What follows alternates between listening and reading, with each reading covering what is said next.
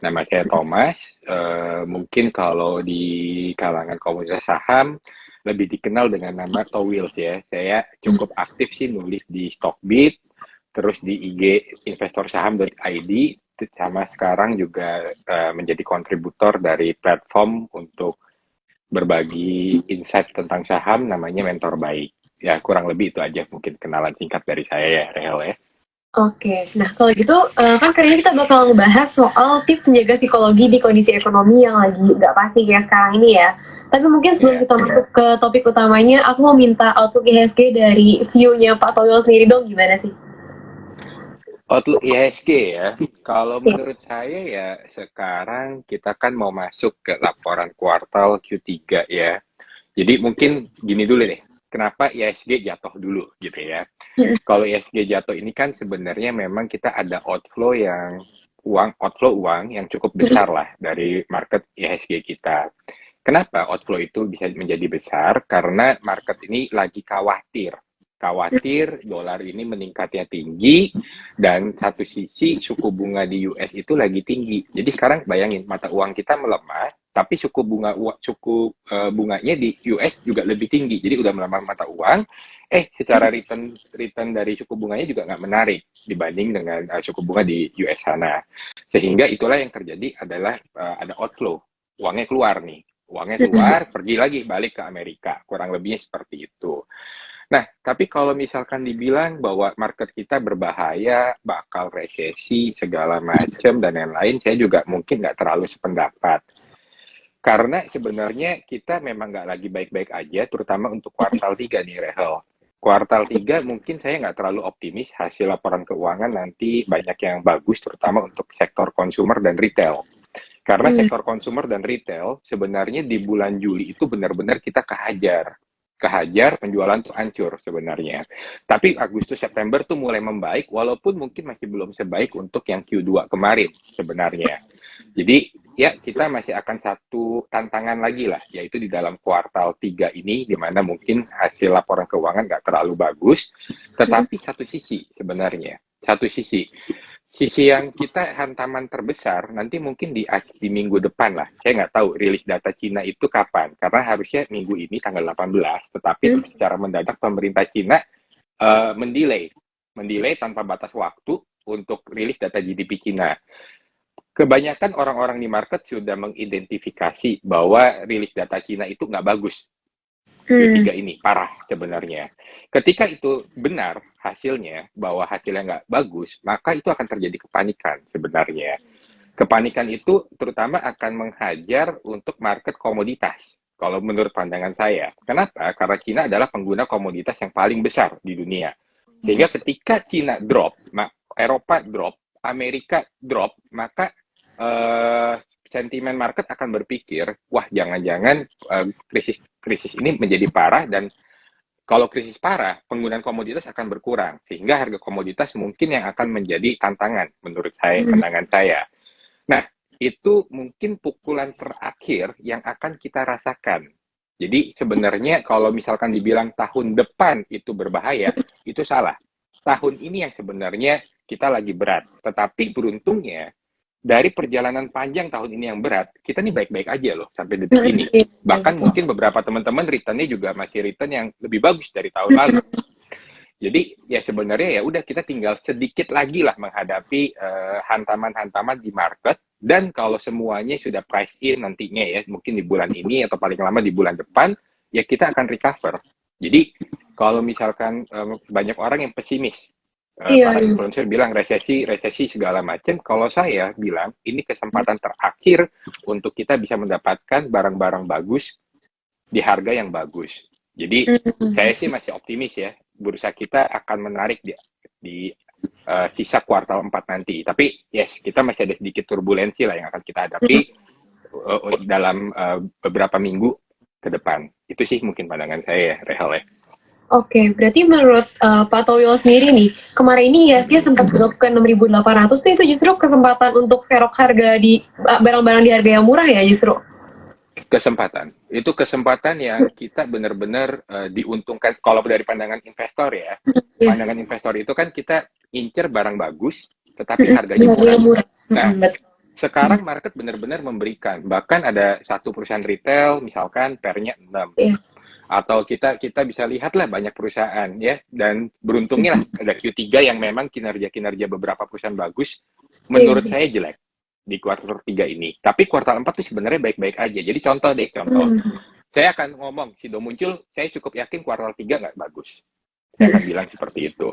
Karena saya kebetulan lagi pegang juga, bukan perusahaan TBK, perusahaan yang industrinya di produk kesehatan. Saya tahu bahwa kuartal 3 dia tidak bagus. Tapi kuartal 4 dia pasti akan membaik. Jadi ada beberapa company yang saya lihat nanti kita akan mengalami turbulensi, ya mungkin itu kesempatan sih untuk kita bisa dapatkan di harga yang bagus. Karena kalau tidak ada kejatuhan, tidak ada problem, kita akan sulit dapetin company-company bagus di harga yang bagus. Jadi ini menurut saya sih peluang. Saya sih benar-benar nggak tahan cash untuk saat ini. Saya ofensif. Oke, berarti justru saat ini Pak Toyo sendiri tuh nggak raise cash kayak yang orang-orang kebanyakan banyak yang saranin untuk raise cash kan, karena kondisinya tuh lagi nggak pasti. Tapi kalau menurut Pak Toyo sendiri justru ini kesempatan ya, dan justru udah jadi last chance kita nih untuk dapetin barang-barang dari yang murah. Oke. Betul. Nah, tadi Ini peluang terakhir. tadi udah sempat dibahas.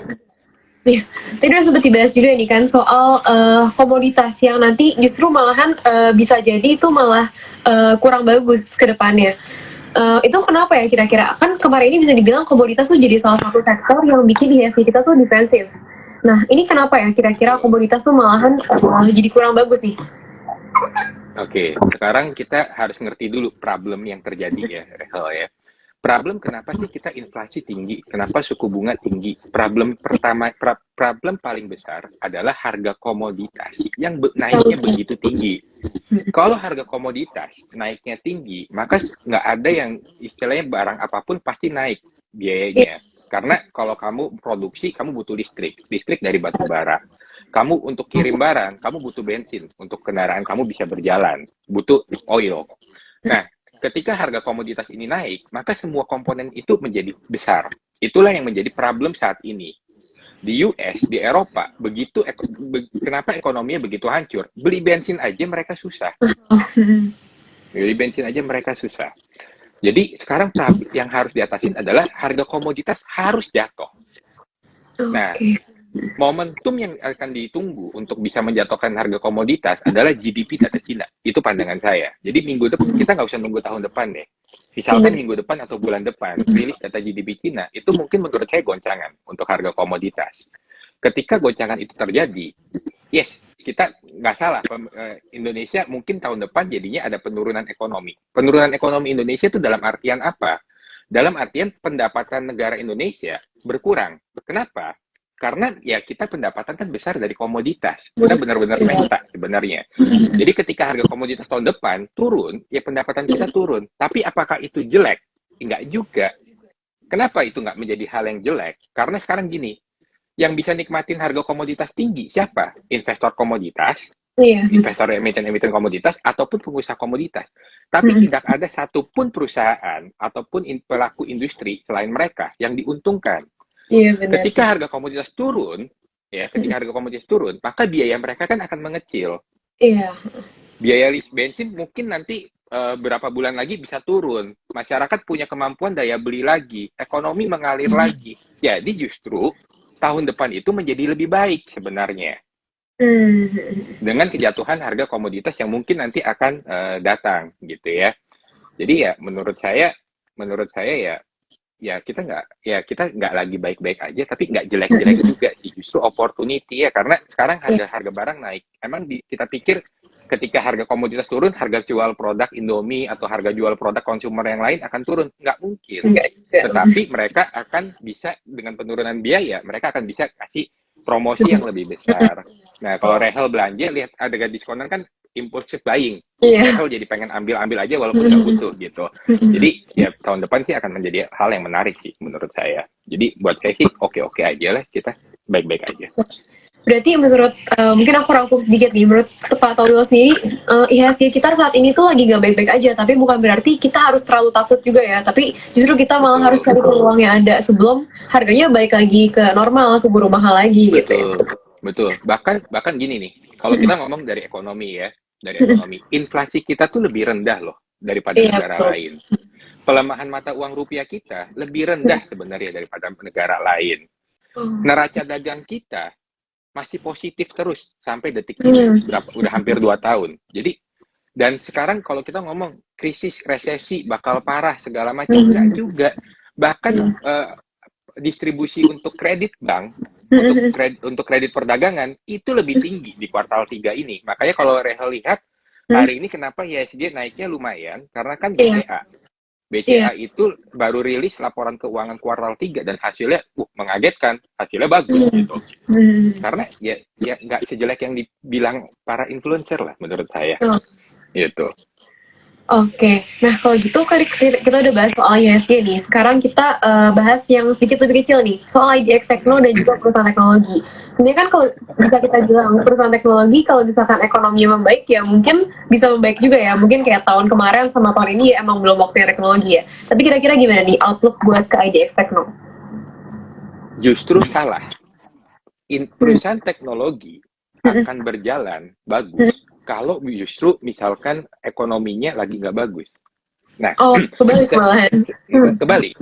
Gini, kenapa di tahun 2020 perusahaan-perusahaan teknologi itu sangat dicari orang? Karena suku bunganya saat tahun 2020 begitu rendah. Suku bunga Bank US 0,25% saat itu. Indonesia itu mungkin sekitar 1,25%. Jadi itu yang kita istilahnya adalah cheap fund.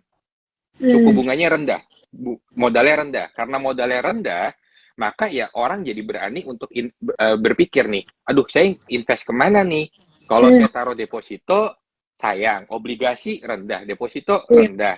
Maka saya mencari instrumen investasi yang lain. Makanya ketika 2020 tuh banyak investment yang aneh-aneh, kayak jam deh, Rolex, dari 160 juta, second jadi 400 juta.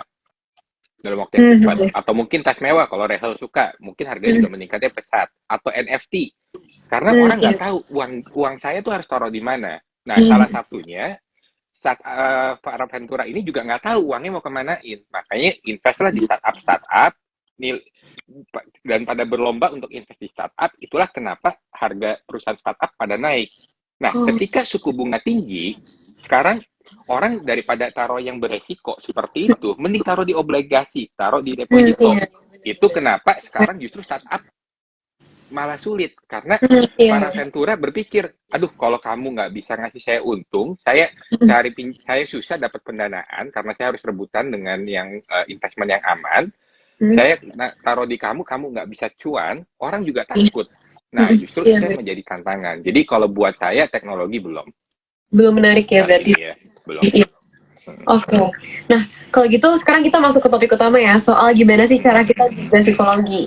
Nah, di kondisi market yang kayak gini, dan tadi udah sering juga dibahas, banyak banget influencer yang bilang kalau tahun 2023 itu bakalan resesi lah, bakal krisis, bakal crash ekonominya. Nah, itu gimana sih kita nih sebagai investor, itu tuh bisa menjaga psikologi kita? Kayak pasti kan ya lumayan tergocek juga ya, kayak liatin mungkin sahamnya merah semua, banyak yang loss. Apalagi kalau misalkan ada orang yang tiba-tiba pamer cuan atau apa, pastinya kayak kerasa FOMO dan ada usaha juga itu menjaga psikologi. Kira-kira ada tips nggak sih gimana cara untuk menjaga psikologi? Sebenarnya sih gini, ketika kita berinvestasi ya, Rehel ya, maka salah satu syarat yang paling penting adalah kita harus tahu apa yang kita beli. Kita harus tahu kenapa sih kamu beli saham itu, ya. Jadi contoh deh. Contohnya misalkan saya mungkin beberapa orang yang suka baca tulisan saya ada tahu bahwa saya udah exit dari call. Karena pandangan saya bahwa call masih bisa naik, tetapi upside-nya udah nggak menarik. Sedangkan banyak pilihan yang upside-nya menarik. Tetapi ada satu emiten call yang masih ada di dalam portofolio saya.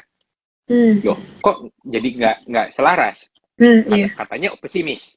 Nggak bisa upside lebih tinggi. Kenapa masih ada emiten call yang justru dulu orang nggak tahu bahwa saya ada, dan karena memang belum lama ini baru saya ada di dalam porto, dan justru malah baru akum gitu ya. Nah, kenapa? Karena story-nya bukan ke call lagi. Story-nya adalah perusahaan ini ada corporate action, nantinya ada potential corporate action, di mana akan diakuisisi. Dan kalau itu terjadi, maka untuk dia bisa sekedar naik 100%, itu bukan hal yang susah untuk dia gitu ya.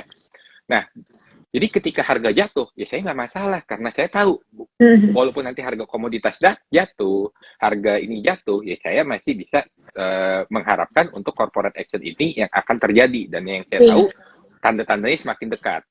Nah, sekarang kembali yang kedua. Kalau misalkan perusahaan yang saya suka adalah perusahaan yang growth gitu ya, yang bisa bertumbuh. Kalau dia penjualannya pas lagi kondisi susah kayak sekarang aja penjualan sama labanya bisa bertumbuh, ya terus kenapa takut? Kalau market memberikan kesempatan harganya di diskon kayak sekarang, ya justru kenapa kita takut? Ambil lah. Kalau barangnya bagus, harganya tambah murah, kenapa takut? Kenapa orang nggak bisa menjaga psikologi? Karena mereka sometimes kebanyakan membeli karena ikut-ikutan orang. Mereka tidak tahu apa yang mereka beli. Jadi ya pilih-pilihlah emiten yang kamu mau invest, pilih yang hanya kamu tahu story-nya, kamu pahamin. Nggak harus semua emiten yang naik kamu kejar. Ya hanya berinvestasi pada emiten yang kamu yakin kenapa itu pasti naik gitu. Kurang lebihnya sih seperti itu ya. Kalau kamu punya conviction yang tinggi, mau noise kayak seperti apapun, kita tuh nggak peduli sih gitu.